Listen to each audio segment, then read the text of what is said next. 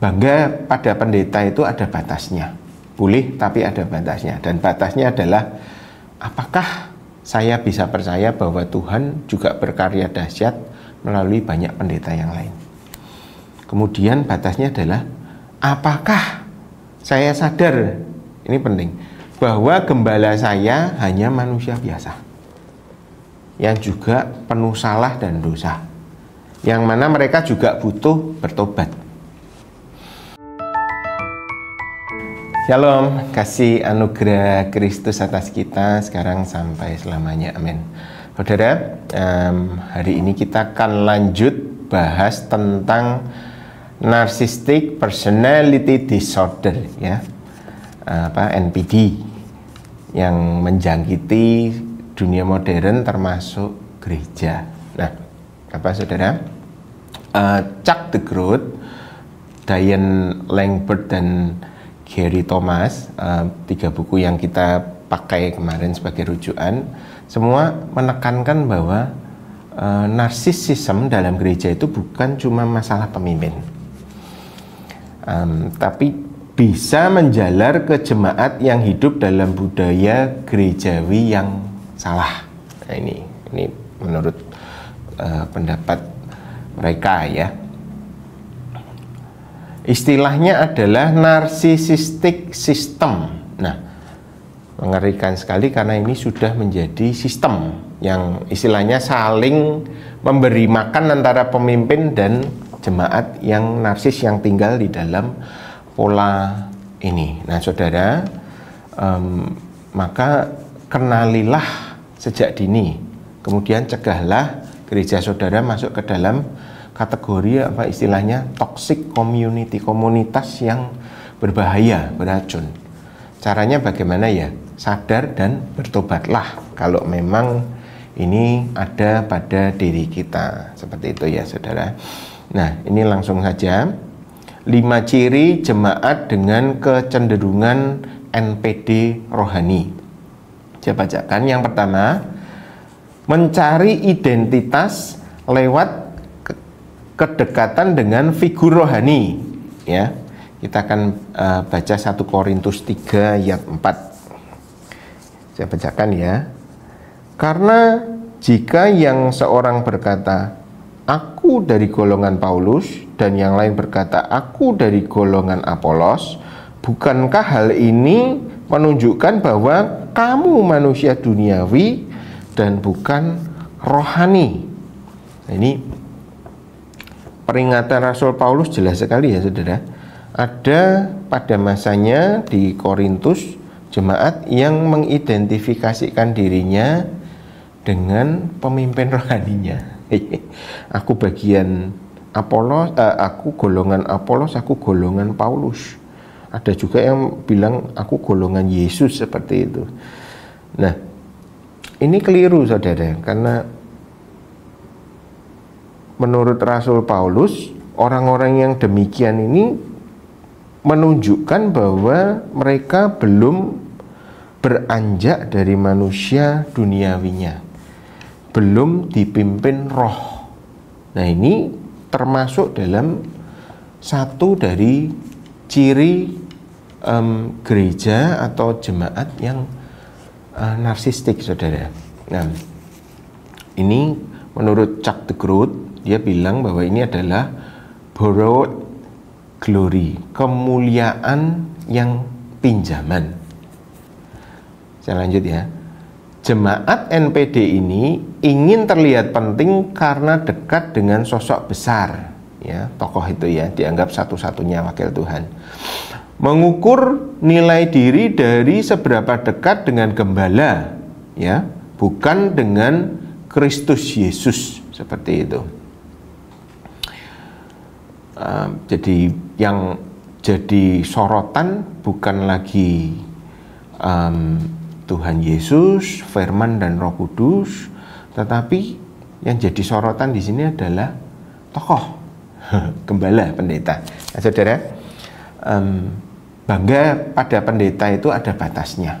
Boleh, tapi ada batasnya. Dan batasnya adalah apakah saya bisa percaya bahwa Tuhan juga berkarya dahsyat melalui banyak pendeta yang lain. Kemudian batasnya adalah apakah saya sadar, ini penting, bahwa gembala saya hanya manusia biasa yang juga penuh salah dan dosa, yang mana mereka juga butuh bertobat. Sadar enggak ini? Atau malah saudara melihat bahwa gembala saudara adalah manusia ajaib, berkuasa, suci, tanpa cacat celah dan sempurna. Slogannya, dekat dengan gembala adalah dekat dengan Tuhan.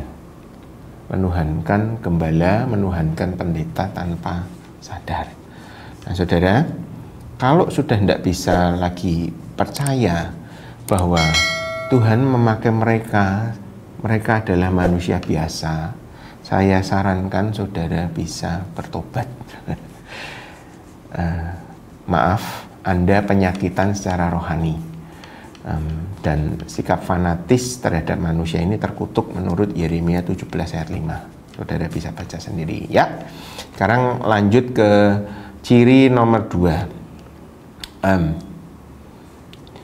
Ciri nomor 2 adalah menyembah kesuksesan rohani alih-alih salib Kristus. Kita akan baca di Wahyu 3 ayat 17. Ya, ini saya bacakan tentang jemaat Laodikia. Karena engkau berkata, aku kaya dan aku telah memperkayakan diriku dan aku tidak kekurangan apa-apa. Dan karena engkau tidak tahu bahwa engkau melarat dan malang dan miskin, buta dan telanjang. Ya, saudara. Jemaat Laodikia ini bilang, aku kaya, sudah memperkayakan diriku, tidak kekurangan apa-apa. Saudara, ini surat kepada jemaat di Laodikia, dan jemaat Laodikia itu toxic NPD. Mereka percaya bahwa berkat Tuhan adalah perkenan Tuhan. Ya, pikiran bawah sadar mereka itu adalah saya diberkati, maka artinya Tuhan berkenan pada saya.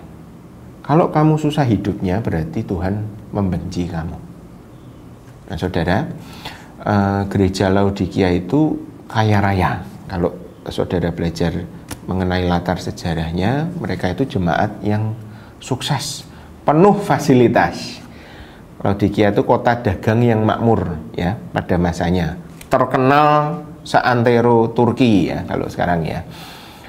Nah mereka itu merasa Tuhan berkenan karena mereka tersohor. Mereka merasa Tuhan itu berkenan, mencintai saya dan berpihak pada saya karena sukses di dalam hidup dan pelayanan. Padahal kalau kita baca di sini di ayat 16, Tuhan berkata, aku akan memuntahkan engkau dari mulutku. Padahal Tuhan muak dan mau memuntahkan jemaat ini. Ya, Diana Langbert ini menuliskan, banyak jemaat modern menyembah kuasa dan prestasi. Mereka lebih kagum daripada hasil pelayanan, lebih kagum pada hasil pelayanan yang besar daripada kasih yang setia dan rendah hati. Kebanggaan untuk sangkal diri, pikul salib, ikut Tuhan setiap hari, Matius 16:24, diganti dengan kebanggaan akan banyaknya mujizat dan keberhasilan pelayanan. Nah ini mengerikan sekali saudara. Ya, jadi mereka ini adalah jemaat Laodikia yang membanggakan keberhasilan dari gerejanya. Ya. Nah saudara, ciri jemaat NPD yang kedua ini adalah suka membanggakan. Biasanya kalau di obrolan jemaat secara umum itu mereka suka cerita, oh gereja saya jumlahnya banyak, sekian puluh ribu, kami berjemaat di gedung ini gedung yang besar dengan fasilitas yang seperti ini. Ya, kemudian reputasi pelayanan gembala kami seperti tadi di nomor 1 banyak mujizat terjadi di gereja kami segala macam. Dan omongan-omongan ini mereka yakini sebagai bukti bahwa Tuhan berkenan atas mereka, ya. Kalau tadi di poin 1 mereka menuhankan pendetanya, sekarang poin 2 ini mereka bilang gerejaku adalah satu-satunya yang benar karena bukti-bukti keberhasilan. Nah, saudara, ini sudah keliru banget, ya. Di sisi lain ada gereja, istilahnya gereja yang teraniaya, saudara. Mereka itu mengalami penderitaan, pelayanannya tidak kelihatan tersembunyi, tidak dikenal orang namanya. Mungkin cap gerejanya aja kita tidak tahu, tapi ada gereja yang kecil-kecil tidak tersorot di mata media, tidak tersorot di mata gereja di perkotaan yang besar, tapi mereka ada. Dan para hamba Tuhannya mungkin tidak terkenal, mungkin bahkan kuburannya saja tidak ada. Kenapa? Karena mungkin matinya dibunuh, dianiaya, jenazahnya dibuang terbengkalai. Tapi mereka ada, saudara. Dan mereka dengan tulus mengasihi Tuhan sesama dan menyangkal diri, pikul salib, ikut Tuhan setiap hari demi kasihnya pada Tuhan dan sesama. Nah, gereja semacam ini tidak pernah didengar orang kemegahannya, tapi di mata Tuhan mereka berharga. Nah, saudara, maka Diane Langbert ini secara langsung dia sedang menegur gereja-gereja modern yang gede-gede, mega church yang bisa beribadah dengan nyaman, kumpul ribuan orang menyelenggaraan ibadahnya supaya tidak menjadi NPD, supaya tidak menjadi toksik dan tidak lupa apa sejatinya gereja itu. Boleh enggak gereja besar? Ya boleh sekali, saudara. Itu adalah berkat Tuhan. Tapi perhatikanlah bahwa itu bukan satu-satunya cara Tuhan bekerja. Jadi gerejamu itu, gerejamu yang besar, atau boleh kita pakai kita, kalau kita tinggal di gereja yang besar, gereja yang penuh fasilitas, gereja yang diberkati Tuhan, itu bukan satu-satunya gereja yang berkenan di hadapan Tuhan, ya. Jadi jangan salah mengira perkenan Tuhan seperti gereja Laodikia di kitab Wahyu ini, ya. Kita lanjutkan ciri yang ketiga. Ciri yang ketiga adalah gereja ini atau jemaat ini tidak suka dikoreksi dan mudah tersinggung, ya. Saya akan bacakan Mazmur 50 ayat 16 dan 17. Tetapi kepada orang fasik Allah berfirman, apakah urusanmu menyelidiki ketetapanku dan menyebut-nyebut perjanjianku dengan mulutmu? Ayat 17, padahal engkau yang membenci teguran dan mengesampingkan firmanku. Ciri yang ketiga, mereka tidak suka dikoreksi dan mudah tersinggung. Nah, saudara, orang yang mengaku Kristen tetapi narsis, mereka tidak bisa dikoreksi dan tidak bisa ditegur. Mereka membenci teguran dan fasik menurut ukuran Mazmur 50:17 ya, 16 ya. Padahal saudara, kalau kita amati, seluruh isi Alkitab ini adalah koreksi, teguran, supaya kita diarahkan terus agar jadi serupa dengan Kristus watak kita. Ya saudara, saya selalu ingat ilustrasi khotbah dari pendeta Paulus Yosifia, Om Yu di sini. Dia sampaikan bahwa hidup kita ini seperti pilot di dalam kokpit pesawat itu loh. Nah, di sana kan ada ratusan tombol. Nah, tiap kali pilot itu pencet-pencet tombol, putar-putar, bukan iseng, tapi supaya pesawatnya itu tidak melenceng dan celaka. Pesawatnya itu supaya tetap jalur. Nah, itulah gambaran dari firman dan Roh Kudus, isi seluruh Alkitab. Seharusnya orang Kristen itu malah datang kumpul di gereja itu supaya mau ditegur dan dikoreksi. Justru ini tujuan gereja, supaya hidup kita dikoreksi selalu oleh firman dan Roh Kudus.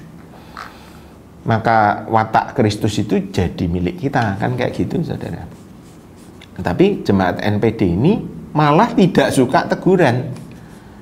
Mereka suka sanjungan, suka dipuji pendetanya, maka endingnya jelas, kemunafikan agamawi. Gitu. Sekarang pertanyaannya, saudara. Kenapa mereka tidak suka ditegur? Orang-orang jemaat yang ada di dalam sistem yang rusak ini, sistem narsistik ini. Ya. Karena tanpa sadar, jemaat yang NPD ini merasa bahwa yang layak menegur mereka hanya suara Tuhan melalui gembalanya. Yang kemarin kita belajar, kalau gembalanya NPD, jemaatnya NPD, dah itu klop. Ya, itu malahan tidak ada menegur dosa di sana, yang ada saling menjilat seperti itu. Ya, menutupi kesalahan dengan pujian karena mau memanfaatkan itu apa yang kita bahas yang lalu. Nah, sekarang kita tanya diri sendiri, saudara, mengenai teguran ini kan tidak gampang ya dalam hidup kita ya. Sebuah pertanyaan yang sehat itu seperti ini: yang berhak menegur saya, yang berhak menegur kita itu siapa? Kayak gitu. Nah, kita selalu bilang Tuhan. Oh iya, betul, Tuhan. Tapi lewat siapa, saudara? Ya pasti lewat manusia. Roh Kudus memakai firman Tuhan, termasuk para penulis Alkitab, manusia. Nah, kebenarannya dari hikmat Alkitabiah ini adalah, kalau orang Kristen tidak mau mendengar teguran saudara seimannya, maka sudah pasti Tuhan pun tidak akan mereka dengarkan. Ya, tuli rohani, benar diri. Ya, kita akan baca 1 Yohanes 4 ayat 20. Jikalau seorang berkata, aku mengasihi Allah, dan ia membenci saudaranya, maka ia adalah pendusta. Karena, nah ini garis bawah yang ini, barang siapa tidak mengasihi saudaranya yang dilihatnya, tidak mungkin mengasihi Allah yang tidak dilihatnya. Menarik ya, saudara. Barang siapa tidak mengasihi saudaranya yang dilihatnya, tidak mungkin mengasihi Allah yang tidak dilihatnya. Ya, barang siapa tidak mengasihi saudaranya yang kelihatan, maka tidak mungkin dia mengasihi Allah yang tidak kelihatan. Jadi barang siapa yang tidak mendengarkan saudaranya yang kelihatan, manusia yang berwujud ini, tidak mungkin dia mendengarkan Allah yang tidak kelihatan. Ini hukum pasti di dalam firman Tuhan. Karena semua iman kita tentang Tuhan, tentang kebenaran, tentang karya salib Kristus Yesus, semua ditransmisikan oleh manusia yang kelihatan. Ya, tidak ada ujuk-ujuk jatuh dari langit, itu tidak ada di dalam iman kita. Ya, nah saudara, orang-orang NPD ini tidak suka mendengarkan orang. Kenapa? Karena mereka menganggap orang lain lebih rendah dari mereka. Kali lagi, ciri-ciri orang NPD yang toksik ini adalah tidak suka mendengar orang yang mereka anggap lebih rendah, lebih hina dari mereka. Ya, saya bacakan pendapat Pak Gary Thomas ya dari buku tersebut. Jemaat NPD sering memiliki cermin rohani yang rapuh. Ya, bila ditegur, mereka merasa direndahkan atau tidak dikasihi. Menolak tanggung jawab pribadi dengan kalimat rohani, biarkan Tuhan saja yang menilai. Nah ini, ya, biarkan Tuhan saja yang menilai. Keren ya, saudara. Kenapa kok mereka bisa punya pikiran seperti ini? Ya karena itu tadi, NPD tidak suka mendengar orang yang mereka anggap lebih rendah, lebih hina, lebih kurang dari mereka. Sifatnya sombong, angkuh, seperti Lucifer, Satan. Suka membeda-bedakan orang berdasarkan apa? Status sosial, kekayaan, ras, suku, jenjang pendidikan, senioritas, tua muda. Oh kamu lebih muda, kamu tidak bisa nasihatin saya. Oh saya hidupnya lebih kaya, Kamu pendeta yang tidak lebih kaya dari saya, kamu tidak bisa bicara firman kepada saya. Hanya Tuhan dan orang yang lebih kaya yang bisa nasihatin saya. Oh, kamu tidak bisa nasihatin saya karena kamu bukan gembala saya, seperti itu. Padahal sama-sama Kristen, sama-sama saudara, dan memberikan teguran yang menyembuhkan, seperti itu. Tidak bisa, karena orang-orang NPD ini selalu menilai orang lain berdasarkan apa yang nampak. Kekayaan, status sosial, jabatan, usia, senioritas ya, lebih muda kah atau lebih tua kah, atau itu tadi jenjang akademis. Oh, kamu itu kan cuman lulusan SMA, saya doktor, kamu ndak bisa, menegur saya. Nah, semacam itu konyol, saudara, ya. Pokoknya yang dianggap lebih rendah, lebih hina oleh mereka tidak akan pernah mereka dengarkan. Ada enggak ini sikap ini dalam hidup saudara? Kalau ada, ya mari kita, mumpung ada kesempatan dengar teguran firman ini, ya bertobat. Ya. Lagi ya saudara, cenderung menuntut pengakuan dan perhatian dari pemimpin gereja. Jadi tidak mau dengar teguran, tapi pengennya dipuji pemimpin gereja. Nah, hasilnya pasti kerusakan, saudara. Sistem gereja yang rusak kalau ini dipelihara di dalam sebuah gereja. Semua saling cari muka. Pendetanya cari muka untuk tenar kepada jemaatnya. Nah, jemaatnya cari muka agar ketularan tenar pada pendetanya. Oh, kamu jemaatnya siapa? Oh, aku jemaatnya pendeta hebat ini. Nah, kan seperti itu orang-orang NPD itu. Menginisialisasi dirinya berdasarkan gembalanya yang sukses, yang dianggap terkenal tadi. Sedangkan kalau gembala yang NPD, dia akan selalu berusaha mendapatkan pujian dari netizen, kebanyakan orang, jemaat. Ya itu, tumbuh ketemu tutup istilah Jawanya ya. Klop. Jadi pujian itu jadi alat untuk ngontrol dan dikontrol. Nah, ini seharusnya ini berbahaya bagi keselamatan orang percaya. Ini tidak sehat sama sekali, saudara. Lanjut ya, ciri yang keempat, menggunakan pelayanan sebagai alat validasi diri.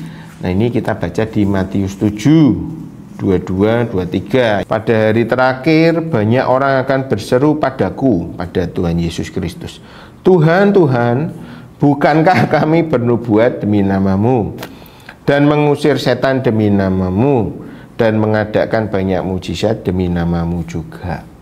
Ya, perhatikan di sini dulu. Pada masa ini disampaikan Tuhan Yesus ini bukan rabinya orang Yahudi secara keseluruhan, tetapi rabinya pengikutnya. Nah, kalau ini disampaikan, Tuhan, Tuhan, bukankah kami bernubuat demi namamu? Artinya ini adalah perkataan Tuhan untuk masa yang akan datang, di mana Yesus Kristus itu ditinggikan, disembah, dipuja sebagai Tuhan Allah dan pencipta langit dan bumi. Artinya ini bicara tentang kita sebagai gereja, bukan jemaat Yahudi pada masanya. Ya. Lanjut ayat 23, pada waktu itulah aku akan berterus terang kepada mereka dan berkata, aku tidak pernah mengenal kamu, enyalah daripadaku kamu sekalian membuat kejahatan. Ya. Mengerikan sekali, saudara. Gerejanya Tuhan Yesus sendiri ditolak oleh Tuhan Yesus sendiri. Ya, mereka ditolak Tuhan sendiri. Karena apa? Karena mereka memakai nama Yesus Kristus demi kepentingan mereka sendiri. Yang jahat kalau menurut ayat 23, pembuat kejahatan. Ya, mereka pakai pelayanan, mengusir setan, bernubuat, ya, mengadakan banyak mujizat, tapi demi aktualisasi diri. Seperti itu ya, saudara. Nah, ini Betulnya kalau di Perjanjian Baru itu ada contohnya, Ananias Safira, ya, Ananias Safira. Nanti saya bahas sedikit ya. Saya bacakan dulu pendapatnya Pak de Groot ya. Pak de Groot dan Landberg berpendapat bahwa jemaat narsistik ini aktif secara pelayanan tetapi miskin secara relasi sejati. Melayani bukan karena kasih, tapi karena ingin terlihat penting dan berharga, ya. Bila tidak diberi peran, langsung kecewa dan tersinggung. Sering mengukur diri dari seberapa sering saya ada di atas panggung, seberapa penting posisi saya dalam struktur gereja, Pak Pendeta, Pak PDM, Pak Majelis, ya, seperti itu ya. Seberapa banyak saya dikenal di gereja. Ngeri ya saudara. Apa namanya? Ini masuk meresap di dalam jiwa tanpa disadari. Ya, tidak bisa bedain mana yang esensi dan mana yang sampah, seperti itu ya. Saudara, Ananias dan Safira adalah contoh yang sangat jelas ya.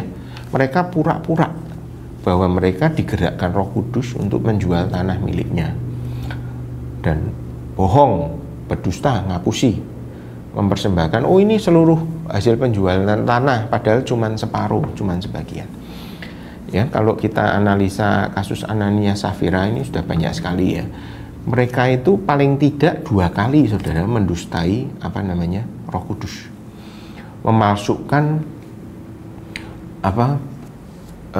tujuan mereka mempersembahkan itu seolah-olah digerakkan Roh Kudus, ya, untuk menyumbang gereja, dan kemudian menipu seakan-akan dia kasih seluruh hasil penjualannya itu untuk gereja di bawah kaki Rasul ya. Untuk apa sebetulnya Ananias Safira kok ngapusi Roh Kudus minimal 2 kali? Seolah-olah digerakkan Roh Tuhan untuk jual tanah, dan seolah-olah itu hasil semua dikasih semua, ya, karena untuk aktualisasi diri saudara. Yusuf Barnabas namanya dicatat, Ananias Safira namanya juga harus dicatat. Yusuf Barnabas dan jemaat nyumbang tanah, Ananias Safira juga harus dikenang sebagai donatur gereja. Barnabas itu kan namanya Yusuf ya, gitu saudara. Jadi semuanya demi diri sendiri. Nah, ini menakutkan sekali. Kemudian lanjut ya, cepat ya.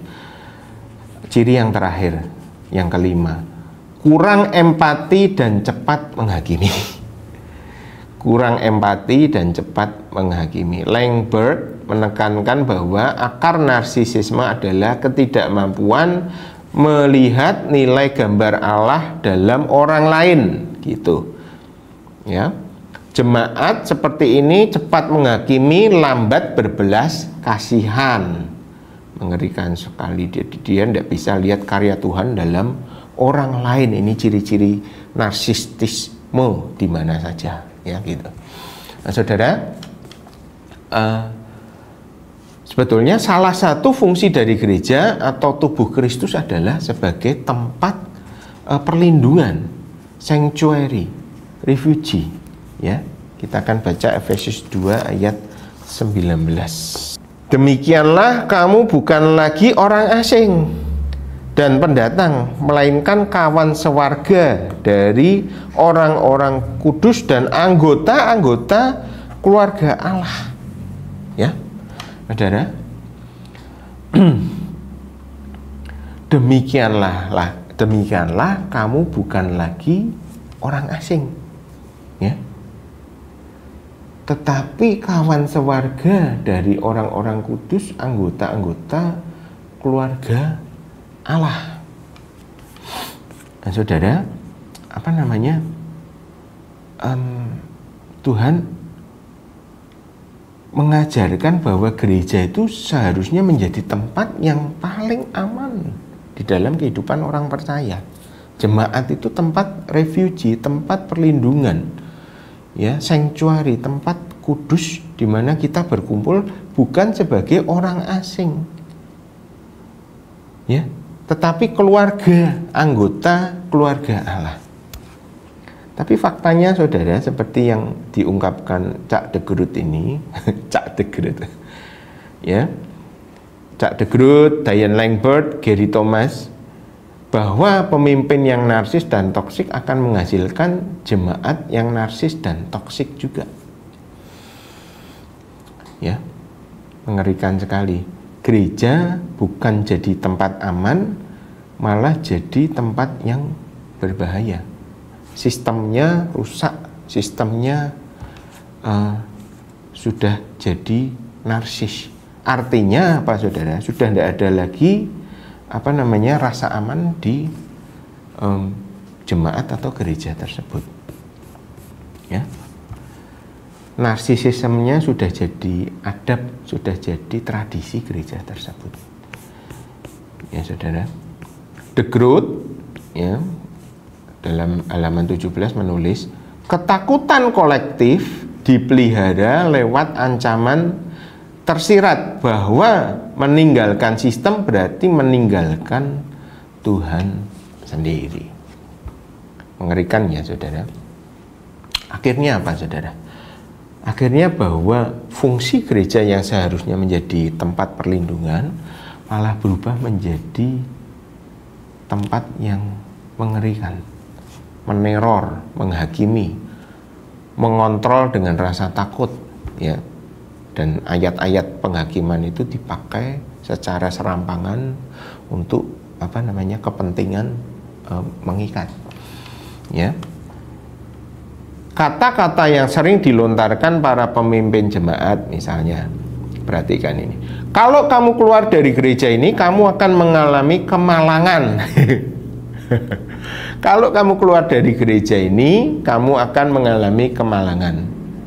Kalau kamu mengalami kesusahan ini, itu karena kamu sudah menegur pemimpin.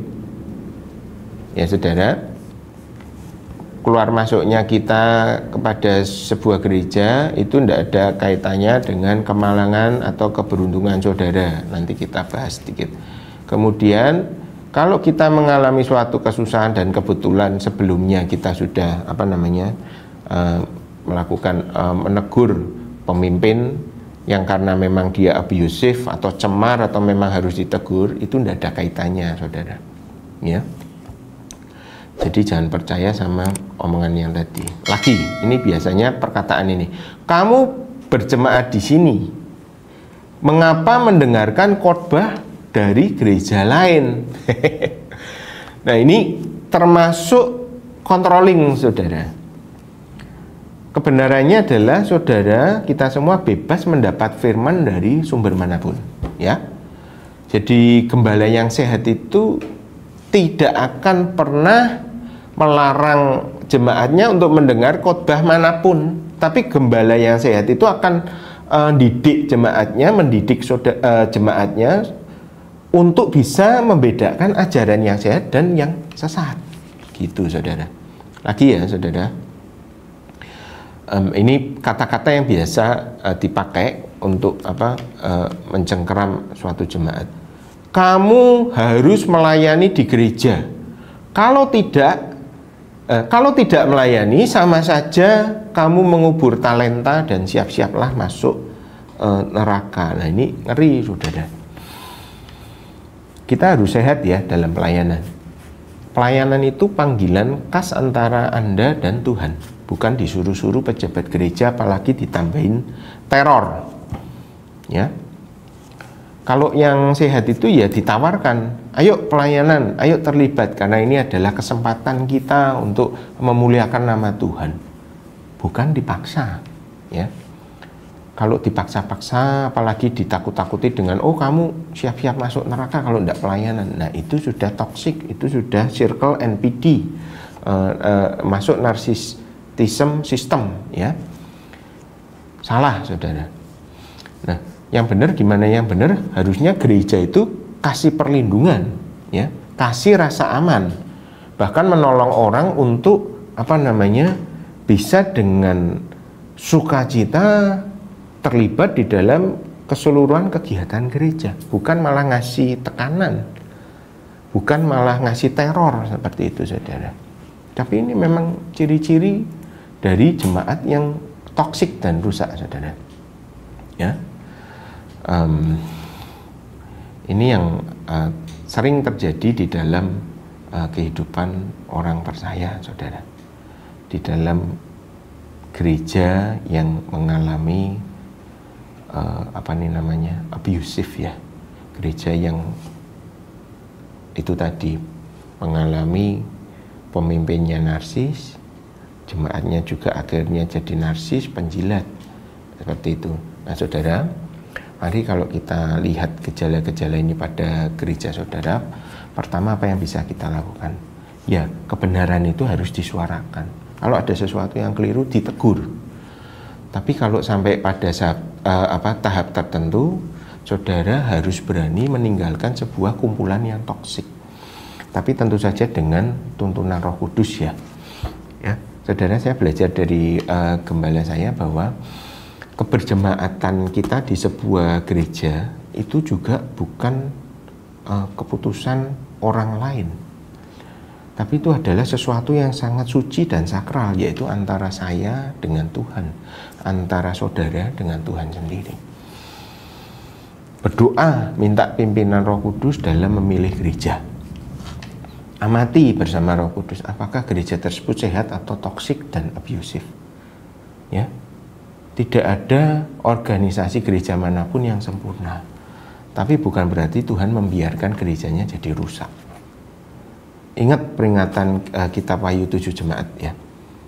Tuhan tidak segan-segan menghardik gerejanya sendiri agar kembali kepada Kristus. Karena hari-hari ini memang hari-hari terakhir, saudara. Tuhan Yesus akan datang kembali dan kita adalah umat yang senantiasa dipersiapkan oleh firman dan Roh Kudus untuk menjadi umat yang layak. Kira-kira ini saudara boleh putar ulang kalau saya terlalu cepat. Kiranya ini bisa jadi berkat dan jadi penolong kita supaya kita tidak terjebak di dalam suatu kumpulan organisasi yang nampaknya gereja tetapi toksik, beracun dan rusak seperti itu. Tuhan Yesus memberkati kita semua. Sampai ketemu di lain waktu. Shalom. Jangan lupa like, comment, share, dan subscribe channel GKBK Hal Semarang.